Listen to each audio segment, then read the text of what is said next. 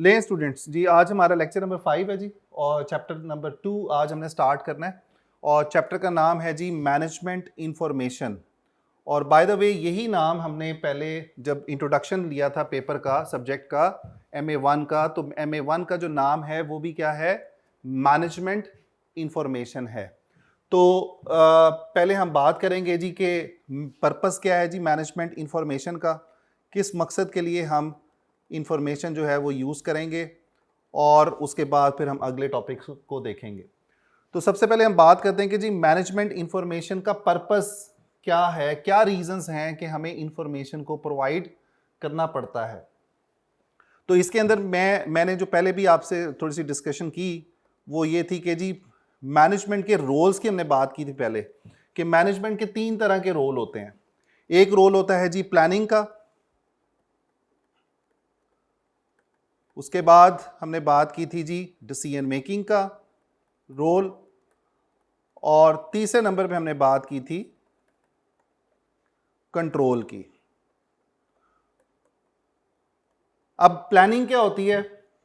Planning की अगर हम बात करें जी, प्लानिंग इज बेसिकली कि हम अपने ऑब्जेक्टिव्स को, अपने टारगेट्स को, अपने गोल्स को जो है वो सेट करते हैं, उसको हम प्लानिंग बोलते हैं। तो प्लानिंग के अंदर कौन कौन सी चीजें आ जाएंगी जी कि हम अपने गोल्स को देखेंगे, उसके बाद प्लानिंग में हम अपने ऑब्जेक्टिव्स देखेंगे जी कि हमारे ऑब्जेक्टिव्स क्या हैं बिजनेस के। उसके बाद हम बात करते हैं जी मिशन की, मिशन, विजन, स्ट्रेटजीज,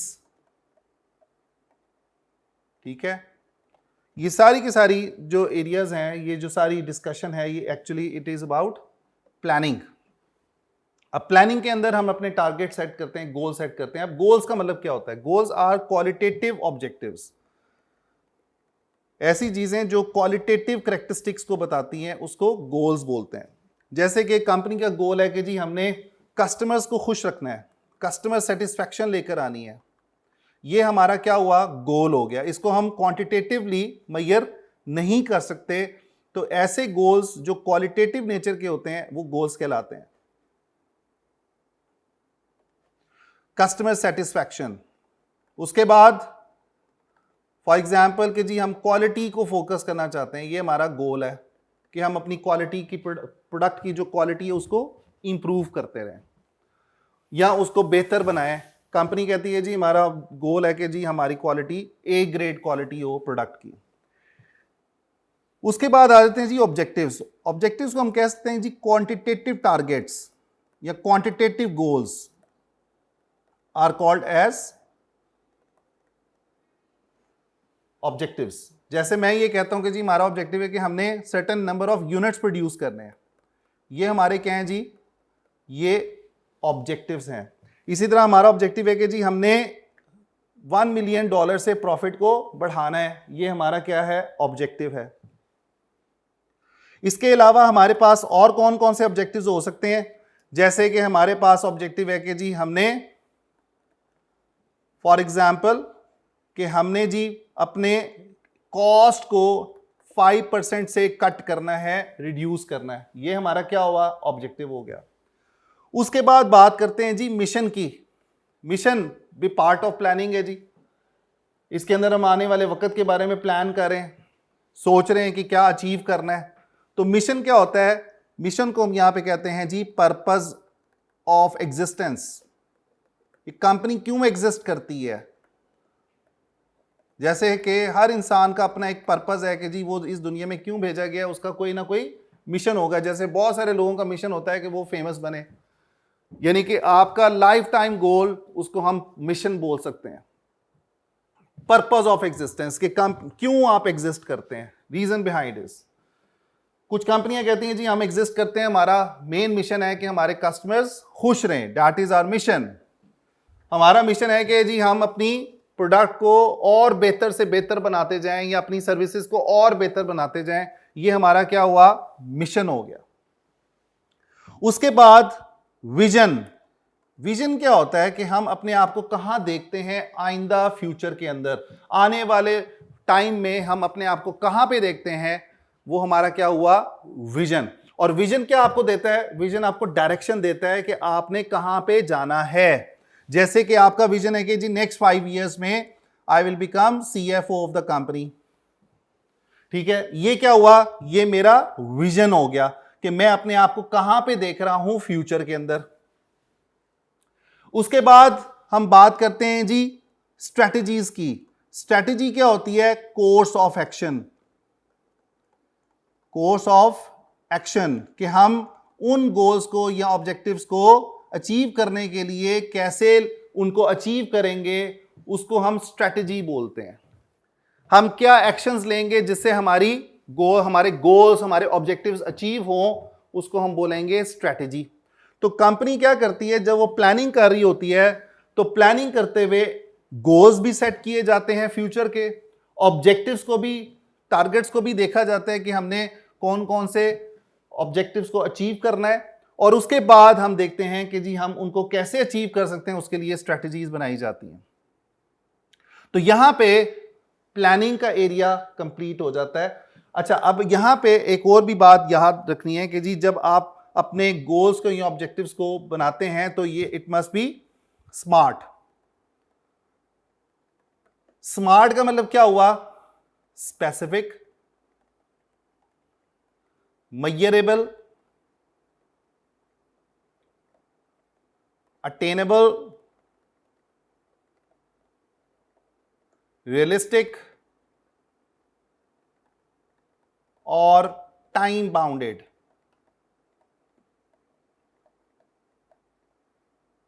ठीक है जी। स्पेसिफिक ऑब्जेक्टिव्स को क्या होना चाहिए, गोल्स को क्या होना चाहिए, स्पेसिफिक होना चाहिए, स्मार्ट होना चाहिए, sorry specific means exactly what do you know, कि आपने क्या अचीव करना है, यू नो कि जी ये कैसे अचीव किया जा सकता है, आप उसको स्पेसिफाई करें। मेजरेबल कि आप अपनी गोल्स को मेजर कर सकें कि आपने क्या अचीव किया है। अटेनेबल, जब आप गोल्स ऑब्जेक्टिव सेट करते हैं तो यू मस्ट नो कि हम उसको कैसे अचीव कर सकते हैं। ऐसे गोल्स जो रियलिस्टिक ना हो, अनअचीवेबल हो, तो इसका मतलब है कि वो आपके गोल्स सेट नहीं हुए। इसी तरह आपका आ जाता है जी रियलिस्टिक, रियलिटी बेस्ड होने चाहिए, और टाइम बाउंडेड कि आप गिवन टाइम में उनको अचीव कर सकें। एक टाइम लिमिट आप लगा दें कि जी मैंने ये गोल्स को अचीव करना है। जैसे कि जब आप अपने ऑब्जेक्टिव को या गोल्स को सेट कर रहे हैं, खासतौर पे हम इसको ऑब्जेक्टिव के जिम्मे में लेते हैं जी, objective must be smart, specific, measurable, attainable, realistic and time bounded. जैसे कि आपने अपना ऑब्जेक्टिव बनाया कि जी मैं ACCA करना चाहता हूं, तो you have to be very specific कि what do you want to achieve in your life. ठीक है, तो आप जब ACCA स्टार्ट करेंगे तो you will be only focusing on ACCA।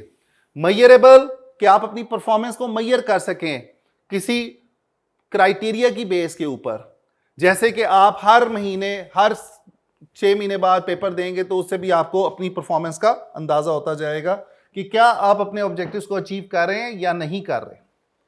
Attainable कि आप अपने ऑब्जेक्टिव्स को ऐसा सेट करें जो कि आपके अचीवेबल हों, आप उसको अचीव कर सकें। ऐसे ऑब्जेक्टिव सेट ना करें जो आप उसको अचीव ही ना कर सकें अपनी लाइफ के अंदर। इसी तरह रियलिस्टिक होने चाहिए जी, कि रियलिटी बेस्ड हो, और लास्ट में है टाइम बाउंडेड कि आप उसकी टाइम लिमिट डिसाइड करें, टाइम लिमिट सेट करें। जैसे कि मैं कहता हूं कि जी मैं ACCA 4 साल में, 3 साल में, 2 साल में भी कंप्लीट कर लूंगा, या मुझे करना चाहिए, दैट इज टाइम बाउंडेड। ठीक है, उसके बाद हम दूसरे नंबर पे बात करते हैं डिसीजन मेकिंग की। डिसीजन मेकिंग में क्या होता है कि आप ये देखते हैं कि हम डिफरेंट ऑप्शन में से, डिफरेंट ऑल्टरनेटिव में से बेस्ट ऑल्टरनेटिव को कैसे चूज करते हैं। ठीक है, डिफरेंट ऑल्टरनेटिव्स या डिफरेंट चॉइसेस होती हैं आपके सामने, उसमें से आप डिसाइड करते हैं कि हम उसको कैसे अचीव कर सकते हैं। जैसे कि आफ्टर इंटरमीडिएट आपके पास 2 ऑप्शन है। एक ऑप्शन है कि जी आप ACCA की तरफ आ जाएं, FD के रूट से FD या ACCA स्टार्ट कर दें, या फिर आप जो है BSc स्टार्ट कर दें। तो आपने अब इन ऑप्शंस के अंदर सिलेक्ट करना है कि कौन सा ऑल्टरनेटिव, कौन सी चॉइस मेरे लिए बेस्ट है, आप उसके बारे में डिसीजन लेंगे। तो when you are looking at different choices और ऑल्टरनेटिव्स, और आप उसको एवेल्युएट करते हैं और उसके बाद उसके बारे में डिसाइड करते हैं कि कौन सी ऑप्शन आपके लिए बेहतर है या कौन सी चॉइस आपके लिए बेहतर है, उसको हम बोलते हैं डिसीजन मेकिंग। इन अदर वर्ड्स, डिसीजन मेकिंग में हम इंप्लीमेंटेशन कर रहे होते हैं अपने प्लान्स की। हम अपने प्लान्स को इंप्लीमेंट करते हैं कि जो हमने सोचा, हमने डिसाइड किया, उसको एवेल्युएट करने के बाद कि जी हम कैसे उसके ऊपर काम करेंगे, हमने एक डिसीजन ले लिया। तीसरे नंबर पे हमने पहले भी बात की थी कि मैनेजमेंट का रोल जो है वो होता है कंट्रोल का। कंट्रोल के अंदर हमने बात की थी कि जहां पे हम देखना चाह रहे हैं कि चीजें अगर अपने प्लान के मुताबिक नहीं चल रही तो हम उसको कैसे अपने प्लान के मुताबिक ला सकते हैं। इन अदर वर्ड्स, हमने देखा कि प्लान कंट्रोल के अंदर हम दो चीजों को कंपेयर करते हैं कि हमारे प्लान क्या थे और हमारे एक्चुअल रिजल्ट्स क्या थे। जैसे कि आपने प्लान किया कि आप किसी पेपर के अंदर 90% मार्क्स लेंगे, लेकिन एक्चुअली जब आप उस पेपर में बैठते हैं तो आपके मार्क्स आते हैं 50%। तो इन दोनों के अंदर जो फर्क आया वो 40% का आया, जिसको यहां पे हम मैनेजमेंट अकाउंटिंग में कहते हैं वेरिएंस। आपने सोचा कि जी मैं कितने नंबर लूंगा, मैं लूंगा जी 90%, ये मेरा प्लान था, ये मेरा टारगेट था, और एक्चुअली आपने कितना लिया, जस्ट 50%। इसका मतलब है आप कितने से लैग कर रहे हो, कितने से पीछे हो अपने प्लान से, कितना आप उसे डेविएट कर रहे हो, वो है 40% का। इसको बोलेंगे वेरिएंस। और इस वेरिएंस में क्या ये अच्छा वेरिएंस है या बुरा वेरिएंस है, इसको बोलेंगे नेगेटिव वेरिएंस। ठीक है, पॉजिटिव होता तो आप अपने टारगेट से ज्यादा अचीव कर रहे हैं। नेगेटिव वेरिएंस मींस कि अनफेवरेबल है, आपकी फेवर में नहीं जा रहा, आपके लिए अच्छा वेरिएंस नहीं है। ऐसे वेरिएंसेस जो अगर हम मैनेजमेंट अकाउंटिंग के कॉन्टेक्स्ट में बात करें, ऐसे वेरिएंसेस जो आपके प्रॉफिट्स को बढ़ाएं या प्रॉफिट में इंक्रीज लेकर आए, तो हम उसको पॉजिटिव वेरिएंस का नाम देंगे। और ऐसे वेरिएंसेस जो आपके प्रॉफिट्स में डिक्रीज लेकर आए, तो उसको बोलेंगे नेगेटिव वेरिएंस। तो हमने यहां पे 3 तरह के रोल डिस्कस किए हैं, और मैनेजमेंट के role planning, decision making and control. और यही पर्पस है, जब हम मैनेजमेंट इंफॉर्मेशन दे रहे हैं मैनेजमेंट को, तो हमने ऐसी इंफॉर्मेशन प्रोवाइड करनी है जो उनको हेल्प कर सके अच्छे डिसीजंस लेते हुए, इफेक्टिव प्लान करते हुए और इफेक्टिवली चीजों को कंट्रोल करते हुए। तो हमारा जो पहला टॉपिक है वो यहां पे कंप्लीट हो जाता है इस चैप्टर का, चैप्टर नंबर 2 का। अब हम बात करते हैं जी प्लानिंग के बारे में कि प्लानिंग कितनी तरह की होती है, प्लानिंग में क्या करते हैं। ये हमने पहले देख लिया कि हम आने वाले फ्यूचर के बारे में प्लान करते हैं, एस्टिमेट करते हैं, फोरकास्ट करते हैं। और मैनेजमेंट अकाउंटिंग के कॉन्टेक्स्ट में हम बात करते हैं जी प्लानिंग। यहां पे हम बात करेंगे, one of the example of doing the planning is budgeting. कि आप बजट बनाते हैं, जैसे गवर्नमेंट का बजट बनता है, तो वो प्लानिंग का हिस्सा है। अब सवाल ये पैदा होता है कि जब आप ये बजट बनाते हैं, तो क्या ये बजट लंबे अरसे के लिए बनाते हैं, थोड़े अरसे के लिए बनाते हैं, किस अरसे के लिए बनाते हैं, या फोरकास्टिंग आप किस किस पीरियड के लिए करते हैं। तो हम बात करते हैं यहां पे प्लानिंग की, और इसको बोलते हैं levels of planning. Levels of planning जी। तो हमारे सामने 3 तरह की प्लानिंग है, या 3 तरह के लेवल्स ऑफ प्लानिंग है। पहला लेवल है जी जिसको बोलते हैं स्ट्रेटेजिक प्लानिंग। स्ट्रेटेजिक प्लानिंग, अब ये कौन सी टाइप ऑफ प्लानिंग है जी, क्या करते हैं हम स्ट्रेटेजिक प्लानिंग में। स्ट्रेटेजिक प्लानिंग ऐसी प्लानिंग होती है जिसके अंदर आपकी सीनियर मैनेजमेंट इंवॉल्व होती है, आपके टॉप मैनेजमेंट जो है वो इंवॉल्व होती है, जो कि अपने गोल्स या ऑब्जेक्टिव्स को डिसाइड करते हैं। तो इसके फीचर्स क्या हैं जी, सीनियर मैनेजमेंट जो है वो इसके अंदर इंवॉल्व होगी, टॉप मैनेजमेंट इंवॉल्व होगी स्ट्रेटेजिक प्लानिंग करते हुए। इसी तरह स्ट्रेटेजिक प्लानिंग के अंदर हम जब प्लान करते हैं तो it covers the whole organisation, covers the whole organisation. जो आपकी सीनियर मैनेजमेंट प्लान करेगी वो ऑब्वियसली पूरी ऑर्गेनाइजेशन को कवर कर रही होगी कि हमने क्या अचीव करना है। अब एग्जाम्पल के तौर पे अगर हम बात करें तो स्ट्रेटेजिक प्लानिंग में हम लेट सपोज हम कहते हैं कि जी हमने अपनी एक बिजनेस की ब्रांच खोलनी है, नेक्स्ट 5 ईयर्स के अंदर हमने अपनी ब्रांच अमेरिका में खोलनी है। ठीक है जी, in 5 years time we are going to open the branch in USA. अब यहां पे हमने स्ट्रेटेजिक प्लानिंग की, लॉन्ग टर्म प्लानिंग की, इसको अदर वर्ड्स में हम कह सकते हैं जी long term planning. Long term planning ऐसी प्लानिंग जो लंबे अरसे के लिए की जाती है उसको लॉन्ग टर्म प्लानिंग बोलते हैं। उसके बाद स्ट्रेटेजिक प्लानिंग के अंदर हम ये डिसाइड करते हैं कि हमें कौन सी प्रोडक्ट लॉन्च करनी चाहिए, हमें कहां पे फैक्ट्री लगानी चाहिए, फैक्ट्री कहां लगाएंगे। उसके बाद हम ये डिसाइड करते हैं कि हमें कोई अगर एसेट खरीदना है तो कहां से खरीदेंगे, किस कीमत पे खरीदेंगे। तो ये सारे का सारा जो एरिया है वो है स्ट्रेटेजिक प्लानिंग का, जो कि जिसके अंदर सीनियर मैनेजमेंट इन्वॉल्व होती है, जिसके अंदर आपके डायरेक्टर्स, आपके सीईओज, ठीक है जी, सीनियर मैनेजमेंट इन्वॉल्व हो, उसको स्ट्रेटेजिक प्लानिंग बोलते हैं। दूसरे नंबर पे हम बात करते हैं जी, उस प्लानिंग को बोलते हैं टैक्टिकल प्लानिंग। टैक्टिकल प्लानिंग क्या होती है जी? ऐसी प्लानिंग जिसके अंदर आपकी मिडिल मैनेजमेंट इंवॉल्व हो, या आपके मैनेजर्स इंवॉल्व हो चीजों को प्लान करने के लिए, तो उसको टैक्टिकल प्लानिंग बोलेंगे। जिसके अंदर जो सीनियर मैनेजमेंट है या मिडिल मैनेजमेंट है वो किसके बारे में प्लान करती है? रिसोर्सेज के लिए, कि हम अपने रिसोर्सेज से कैसे काम ले सकते हैं। इसको बोलते हैं efficiently and effectively utilisation of the resources.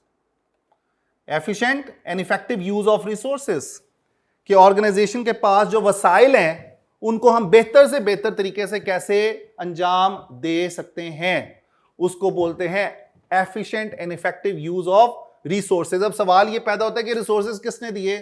Resources आपको प्रोवाइड किए हायर मैनेजमेंट ने। मैनेजर्स ने चाहा कि जी हम उसके लिए उससे बेहतर से बेहतर तरीके से हम काम ले सकें, उसको बोलते हैं टैक्टिकल प्लानिंग। कौन कर रहा होता है ये सारे रिसोर्सेज की प्लानिंग? वो कर रही होती है मिडिल मैनेजमेंट या आपकी थोड़ी सीनियर मैनेजमेंट। अब ये जो प्लानिंग है ये यूजुअली मीडियम टर्म प्लानिंग होती है। अगर हम इसको टाइम असाइन करें तो ये मीडियम टर्म प्लानिंग है। मीडियम टर्म प्लानिंग जैसे कि 1 से 2 साल का जो अरसा है उसको हम मीडियम टर्म में ले जाते हैं। लॉन्ग टर्म के लिए हम कहते हैं जी 5 साल के अरसे के बाद या 2 साल के अरसे के बाद या लंबे अरसे के लिए जो प्लानिंग की जा रही है वो क्या है? वो आपकी स्ट्रैटेजिक प्लानिंग है, लॉन्ग टर्म प्लानिंग है बिजनेस की। सो टैक्टिकल प्लानिंग को दोबारा से रिपीट करता हूं, ऐसी प्लानिंग जो मिडिल लेवल पे हो रही है, मिडिल मैनेजमेंट कर रही है, मैनेजर्स इन्वॉल्व हैं। किसके लिए इन्वॉल्व हैं? कि वो रिसोर्सेज को कैसे बेहतर से बेहतर तरीके से अंजाम दे सकते हैं। उसके बाद आ जाती है जी ऑपरेशनल प्लानिंग। ऑपरेशनल प्लानिंग क्या होती है? ऑपरेशनल प्लानिंग ऐसी प्लानिंग जो डे टू डे बेसिस पे की जाती है, और इसके अंदर आपकी जूनियर मैनेजमेंट इंवॉल्व होती है। जो जूनियर लोग हैं वो इंवॉल्व होते हैं। और यूजुअली ये जो प्लानिंग है ये होती है जी स्पेसिफिक टास्क के बारे में, कि आपने कोई खास काम कैसे करना है।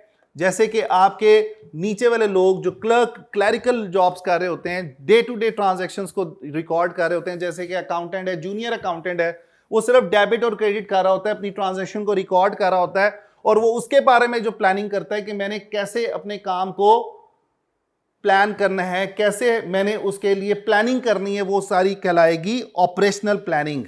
इन अदर वर्ड्स ऐसी प्लानिंग जो डेली बेसिस पे की जाती है, और इसका जो अरसा होता है वो लेस देन अ ईयर या 12 महीने से कम का अरसा हम कहते हैं जी ये किस में आएगा? ये ऑपरेशनल प्लानिंग में आएगा। तो ये जो तीनों लेवल्स ऑफ प्लानिंग है, अगर आपको याद हो तो मैंने ये आपको हायरार्की भी बताई थी, समझाई थी पिछले लेक्चर्स में, कि हमारे पास 3 तरह के लेवल्स होते हैं। इसको मैं थोड़ा सा समराइज कर रहा हूं कि अगर आप इस ट्रायंगल पे देखें तो पहले नंबर पे हमारे पास जो लेवल था वो कौन सा था, स्ट्रेटेजिक लेवल था। दूसरे लेवल पे टैक्टिकल लेवल था। उसके बाद तीसरे लेवल पे ऑपरेशनल लेवल था जी।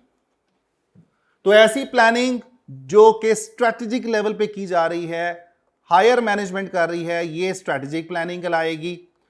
ये कहलाएगी जी टैक्टिकल प्लानिंग, और ये कहलाएगी ऑपरेशनल प्लानिंग। सो 3 तरह की लेवल्स ऑफ प्लानिंग को हमने यहां पे डिस्कस किया। इसी तरह अगर हम बात करें कि जी डिसीजन मेकिंग कितनी तरह के होते हैं, कितनी तरह के डिसीजंस आप ले सकते हैं, डिसीजन मेकिंग में भी हम कह सकते हैं कि डिसीजन मेकिंग भी 3 तरह की होगी। कुछ डिसीजंस होते हैं जो शॉर्ट टर्म बेसिस पे होते हैं, शॉर्ट टर्म डिसीजन मेकिंग, इसी तरह लॉन्ग टर्म डिसीजंस, और इसी तरह medium term decisions. Long term decisions greater than 2 years, less than a year short term decisions, और 1 से 2 साल का अरसा जो है वो हम किसको कह रहे हैं, मीडियम टर्म डिसीजन मेकिंग को कह रहे हैं। ठीक है जी। तो यहां तक हमने प्लानिंग के एरिया को कवर किया। अब हम बात करते हैं जी, जो इंफॉर्मेशन हमने देनी है वो हमने ये डिसाइड किया है कि जी इंफॉर्मेशन जो हम शेयर कर रहे होंगे वो 3 तरह के लिए कर रहे होंगे। 3 लेवल्स पे इंफॉर्मेशन शेयर की जाती है, स्ट्रैटेजिक लेवल पे, ऑपरेशनल लेवल पे और मैनेजरियल लेवल के ऊपर। 3 लेवल्स पे हम इंफॉर्मेशन को प्रोवाइड कर रहे हैं। अब हमें कैसे पता चलेगा कि इंफॉर्मेशन की क्वालिटी अच्छी है या इंफॉर्मेशन की क्वालिटी बुरी है? तो उसके लिए हम बात करते हैं कि जी कुछ क्वालिटीज हैं जो इंफॉर्मेशन में होनी चाहिए, जिसकी बेस पे हम कह सकते हैं कि जी इंफॉर्मेशन अच्छी है या बुरी है। अब इंफॉर्मेशन में हमने पहले बात की थी कि information is meaningful, information is a meaningful data. In other words, data के अंदर अगर आप मीनिंग ऐड कर देंगे तो वो क्या बनेगा, इंफॉर्मेशन बन जाएगी। अब जब आप इंफॉर्मेशन के पैमाना देख रहे हैं, क्वालिटी को देख रहे हैं, तो इंफॉर्मेशन के अंदर आपकी क्वालिटीज होनी चाहिए कि जी information must be accurate, information must be complete, information must be cost effective, information must be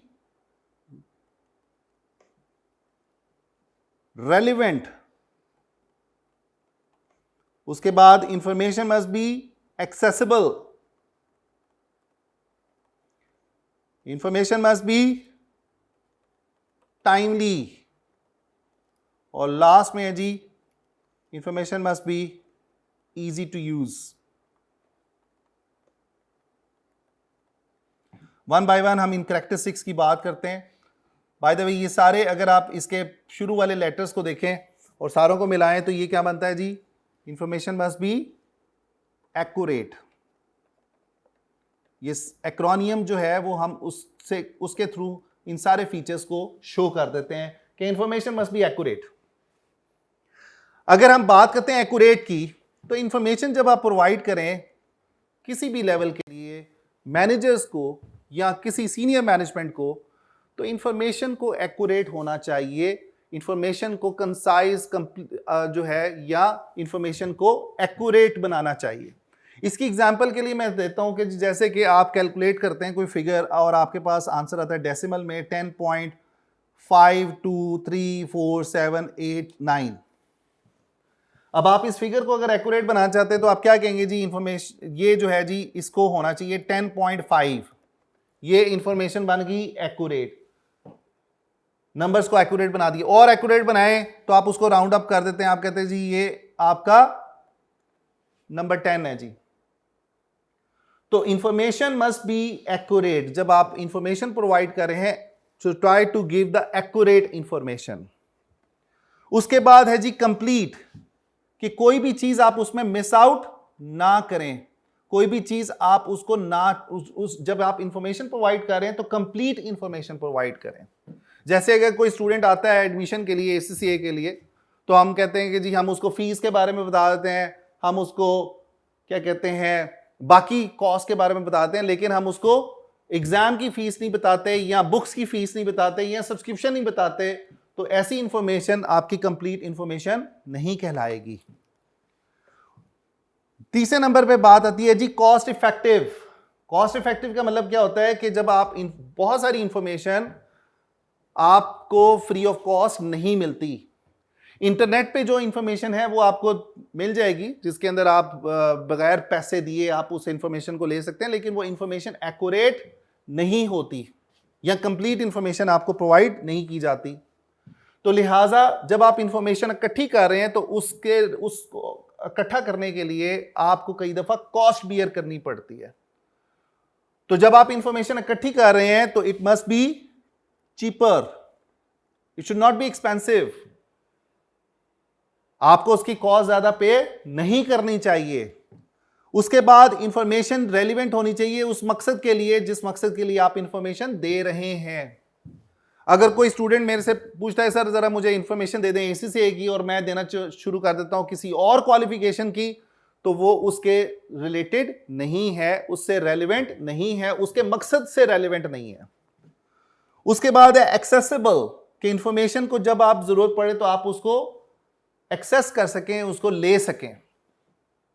timely, के इंफॉर्मेशन को लेट नहीं होना चाहिए, विद इन गिवन टाइम आपको इंफॉर्मेशन प्रोवाइड करनी चाहिए। जैसे मुझे मेरे सीनियर मैनेजमेंट कहती है कि जी मुझे हमें आप रिपोर्ट प्रोवाइड करें, आज ही करें, और मैं अगर उनको इंफॉर्मेशन देता हूं 2 दिन बाद 3 दिन बाद, तो इसका मतलब वो इंफॉर्मेशन क्या हो गई, लेट इंफॉर्मेशन हो गई। So it is not timely. ठीक है जी। उसके बाद इजी टू यूज, कि वो इंफॉर्मेशन आपकी क्या होनी चाहिए, इजी होनी चाहिए, इजी टू प्रोसेस होनी चाहिए, उसमें कोई टेक्निकलिटीज या कॉम्प्लेक्सिटीज नहीं होनी चाहिए। तो ऐसी इंफॉर्मेशन जो आपकी ये सारे फीचर्स रखती है, it must be accurate information. ठीक है जी। तो यहां तक हमने बात की फीचर्स ऑफ गुड इंफॉर्मेशन की। उसके बाद हम बात करते हैं जी कि इंफॉर्मेशन कहां कहां से इकट्ठी की जा सकती है, उसके सोर्सेस क्या हो सकते हैं। तो नेक्स्ट टॉपिक है जी, that is a fourth topic, sources of information. अगर आपने इंफॉर्मेशन या डेटा इकट्ठा करना है तो उसके 2 सोर्सेज हैं मेनली। पहला सोर्स है जी इंटरनल सोर्स, और दूसरा सोर्स है जी एक्सटर्नल सोर्स। अब इंटरनल सोर्सेज में क्या क्या आ जाता है, ऐसे सोर्सेज जो विद इन द ऑर्गेनाइजेशन है, विद इन द कंपनी है, विद इन द बिजनेस है, उनको हम बोलेंगे इंटरनल सोर्सेज ऑफ इंफॉर्मेशन। और ऐसे सोर्सेज जो आउटसाइड ऑफ द बिजनेस हैं, आउटसाइड ऑफ द ऑर्गेनाइजेशन है, उनको क्या बोलेंगे, external sources of information. Internal sources में क्या क्या आ जाता है जी, जैसे कि आप इंफॉर्मेशन ले रहे हैं प्रोडक्शन डिपार्टमेंट से, वो इंटरनल सोर्स ऑफ इंफॉर्मेशन है। इसी तरह आप HR के बारे में इंफॉर्मेशन लेते हैं, इंटरनल सोर्सेज ऑफ इंफॉर्मेशन है। इसी तरह आप मैनेजमेंट से रिलेटेड कोई इंफॉर्मेशन लेते हैं, ये क्या है, इंटरनल सोर्स ऑफ इंफॉर्मेशन है। एक्सटर्नल सोर्सेज ऑफ इंफॉर्मेशन में क्या क्या आ जाता है, ऐसी इंफॉर्मेशन जो बाहर से इकट्ठी की जाए, जिसके अंदर आपका इंटरनेट आ जाता है जी। इंटरनेट से आपने कोई इंफॉर्मेशन ली, आपने कोई गवर्नमेंट की पब्लिकेशंस हैं, गवर्नमेंट पब्लिकेशंस, उनसे इंफॉर्मेशन ली। इसी तरह आपने इंफॉर्मेशन इकट्ठी की कोई मैगजीन से या न्यूज़पेपर से। तो ऐसी इंफॉर्मेशन जो बाहर वाले रिसोर्सेज से इकट्ठी की जाती है उसको बोलते हैं एक्सटर्नल सोर्सेज ऑफ इंफॉर्मेशन। ठीक है। अब यहां पे अगर हम देखें तो इनके फायदे और इनके नुकसानात क्या हैं, इनके बेनिफिट्स क्या हैं। अगर हम इंटरनल सोर्सेज की बात करें तो इसका सबसे पहला फायदा क्या होगा कि जी आपको रेडिली अवेलेबल होगी, आपको वेट नहीं करना पड़ेगा, इसलिए कि आपका एक डिपार्टमेंट दूसरे डिपार्टमेंट से इंफॉर्मेशन ले रहा है तो आपको फौरन मिल जाएगी। उसके बाद इंटरनल इंफॉर्मेशन के लिए आपका एक दूसरा फायदा यह है कि आपकी इंफॉर्मेशन यूजुअली एक्यूरेट होती है, चूंकि आप विद इन द ऑर्गेनाइजेशन होते हैं तो आपको इंटरनल इंफॉर्मेशन ज्यादा एक्यूरेट नजर आएगी। तो पहला फीचर एक्यूरेट। दूसरा बेनिफिट क्या मैंने बताया आपको? इजीली अवेलेबल है या रेडीली अवेलेबल है, आपको टाइम नहीं वेस्ट करना पड़ेगा। एक्सटर्नल सोर्सेज की बात करें, एक्सटर्नल सोर्सेज के बेनिफिट्स की बात करें अगर, तो हम ये कहते हैं कि जी एक्सटर्नल सोर्सेज जो हैं आपका टाइम सेव कर जाते हैं, इसलिए कि कई दफ़ा आपको क्या होता है कि किसी और ने इंफॉर्मेशन इकट्ठी की होती है, उसके ऊपर उन्होंने काम किया होता है, तो आपको वो दोबारा से एफर्ट करने की जरूरत नहीं होती। ठीक है। इसी तरह आपकी इंफॉर्मेशन जो है, कई दफ़ा जो एक्सटर्नल इंफॉर्मेशन है वो कई दफ़ा आपकी एक्यूरेट भी हो सकती है, इसलिए कि उन्होंने अपने पैरामीटर से उसको चेक किया होता है, लेकिन कई दफ़ा most of the time it is not also accurate, इसलिए कि आपकी वो इंफॉर्मेशन जो है वो जैसे इंटरनेट पे इंफॉर्मेशन है वो एक्यूरेट इंफॉर्मेशन कई दफ़ा नहीं होती या कंप्लीट इंफॉर्मेशन नहीं होती। तो इनके अपने फ़ायदे और इनके अपने नुकसानात भी हैं, लेकिन फ़ायदे कुछ अगर हम बात करें तो ये फ़ायदे आपको मिलेंगे। ठीक है जी। तो यहाँ तक हमारा जो ये चैप्टर है, तकरीबन आधा चैप्टर हमने कंप्लीट कर लिया।